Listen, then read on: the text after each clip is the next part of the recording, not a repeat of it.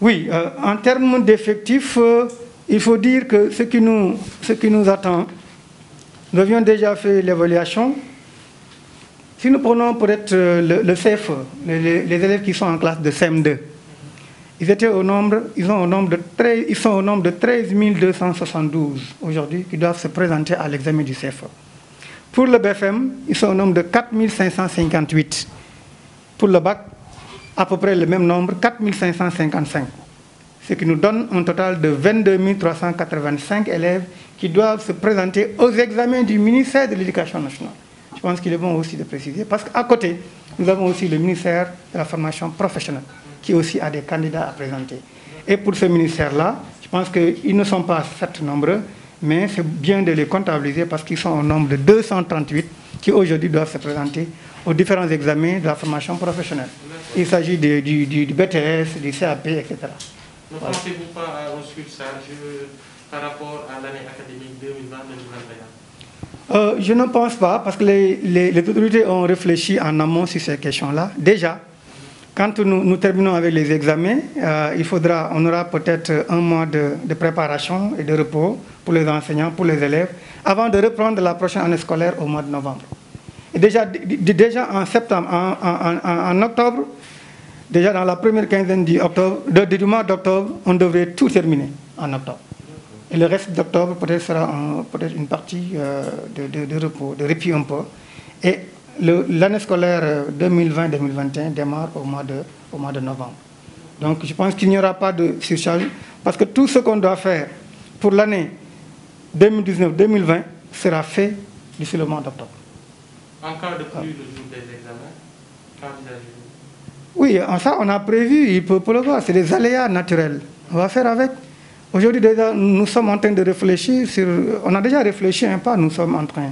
Sur les centres d'examen, on a déjà identifié les centres, les établissements qui sont de potentiels centres d'examen et qui peuvent même contenir les élèves même en cas de pluie, qui disposent de l'électricité.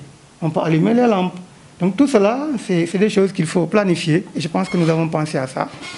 Aujourd'hui, tous les centres qui sont choisis sont des centres qui peuvent tranquillement. On ne le souhaite pas, et il n'est pas dit que tous les jours il pleut à Tambacounda. On ne souhaite pas que la pluie tombe le jour de l'examen, mais il faut faire avec. C'est un aléa naturel qui peut arriver.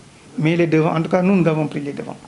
Avant de terminer l'émission, comme vous le savez, l'éducation ne concerne pas seulement les élèves en classe d'examen. Qu'en est-il des élèves en classe intermédiaire?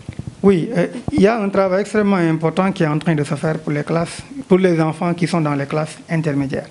Déjà, avec l'apprentissage à distance, il y a des choses qui sont faites. Même si on sait que peut-être il y a quelques manquements où les gens ne disposent pas souvent des outils informatiques modernes, ne disposent pas de la connexion en temps continu. C'est des difficultés, mais à côté de ça, nous avons prévu de mettre en place ce qu'on appelle des fascicules. Alors ces fascicules-là vont faire le condensé des programmes scolaires. Et nous avons heureusement eu l'appui du ministère de l'Éducation nationale qui a doté, au moment où nous parlons, chaque inspection d'académie et chaque inspection de l'éducation et de la formation en risographe. Le risographe, c'est cet appareil-là qui sert à faire de très grands tirages.